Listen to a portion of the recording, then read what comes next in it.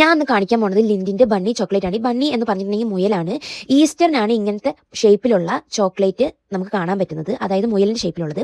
ഇനി ലിൻഡിൻ്റെ golden bunny ചോക്ലേറ്റിന് ഒരു story ഉണ്ട്. ആ സ്റ്റോറി ഞാൻ നിങ്ങൾക്ക് പറഞ്ഞു തരാം. ഒരു ഈസ്റ്റർ ദിനത്തിൽ ലിൻഡ് മാസ്റ്റർ ചോക്ലേറ്റ് ടീച്ചറുടെ മകള് കുടുംബത്തോടൊപ്പം ഈസ്റ്റർ ബ്രഞ്ച് കഴിക്കുന്നതിനിടയിൽ അവരുടെ ഇടയ്ക്കേക്ക് ഒരു മുയൽ വന്നു. അവൾ വളരെ കൗതുകത്തോടു കൂടി ചോദിച്ചു, ഞാൻ ഈ മുയലിൻ്റെ കൂടെ കളിക്കാൻ പൊക്കോട്ടെ എന്ന്. അവർ പറഞ്ഞു പൊക്കോളാൻ. അങ്ങനെ അവൾ അവിടേക്ക് ഇറങ്ങിയപ്പോഴത്തേക്കും ഈ മുയൽ വളരെ പെട്ടെന്ന് തന്നെ അപ്രത്യക്ഷനായിപ്പോയി.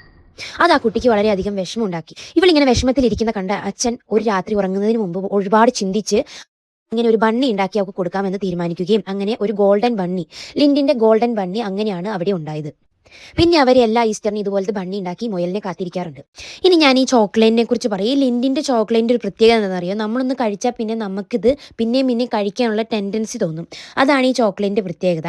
പിന്നെ ഈ ഗോൾഡൻ ബണ്ണി ചോക്ലേറ്റ് ഞാനിത് ഒന്നും വായിച്ച് നോക്കാണ്ടായിരുന്നു പൊട്ടിച്ച് കഴിഞ്ഞപ്പോഴാണ് എനിക്ക് മനസ്സിലായത് വൈറ്റ് ചോക്ലേറ്റ് ആയിരുന്നു എന്നും. പിന്നെയാണ് ഞാനിത് വായിച്ച് നോക്കിയത് ഇതിനകത്ത് സ്ട്രോബെറി ആണ് ഉള്ളതെന്നൊക്കെ എനിക്ക് മനസ്സിലായത്.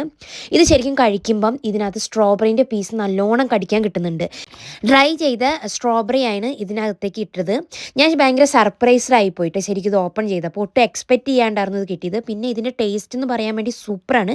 ഞാൻ ഫസ്റ്റ് ടൈമാണ് സ്ട്രോബെറീൻ്റെ ഫ്ലേവറിലുള്ള ഈ ലിൻഡിൻ്റെ ചോക്ലേറ്റ് കഴിക്കുന്നത്. അത്രയ്ക്ക് സൂപ്പറായിരുന്നു കേട്ടോ ഇത്.